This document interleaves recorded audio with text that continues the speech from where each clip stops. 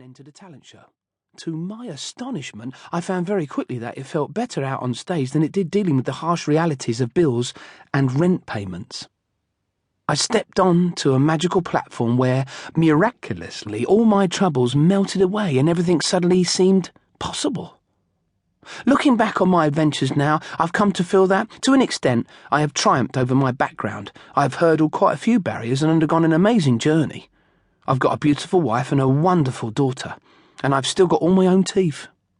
But the truth is, all I've ever been looking for is peace and acceptance. I'm getting ahead of myself, though. Let's go back to the very start, just after my parents wisely dropped the idea of calling me Cassius Clay.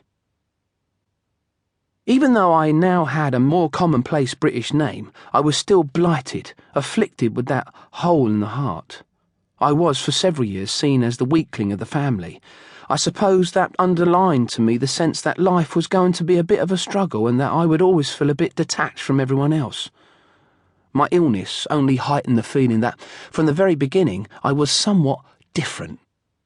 When I was tiny, of course, I didn't know about the illness. Having only just taken my first gasps of air, I was too young, only one step up from a sperm, really, at the time. I could have died right there on the table and not known much about it, if it hadn't been for the hefty ward nurse at the Bristol Royal Infirmary who promptly scooped me up and, with a face that could crack nuts, sternly informed my mum, in a thick, unforgiving West Country accent, that she was taking me away to let the doctors have a look because there was something wrong. With that, she swiftly left the room, leaving my mum in stunned silence, exhausted and confused as to what the problem could possibly be, and feeling that her baby might not actually return. Eventually, I was returned to my mum, who was allowed to take me home. I still needed lots of monitoring, though.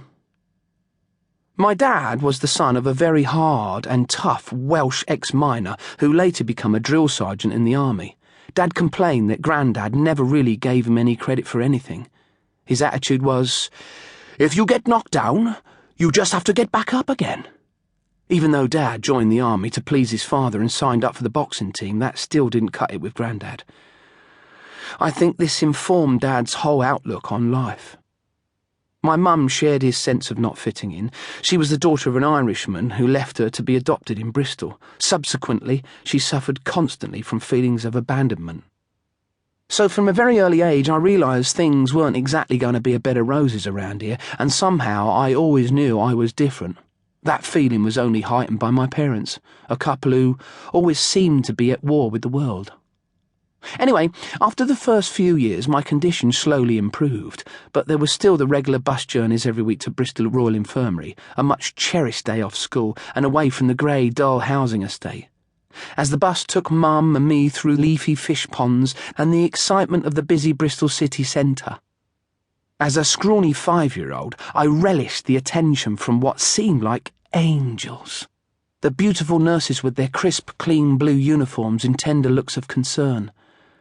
Then there was a routine examination by the doctor, the cold stethoscope that made me jump every time he placed it on a new part of my chest. I thought. Surely I deserve more than a That's a perfectly decent chest, that is.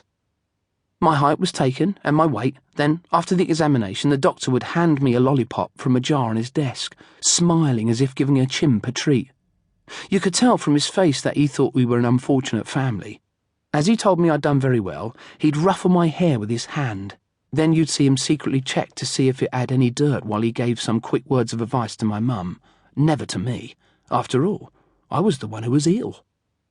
My illness was never mentioned around our flat. The only indication I got that something was wrong was whenever I decided to run around the lounge. Then Mum would quickly snap at Dad to make me stop. She would argue with Dad, accusing him of not keeping an eye on me. Why? I wondered. What could possibly happen? But I always knew there was something not quite right with me. And so did all the other kids where we lived.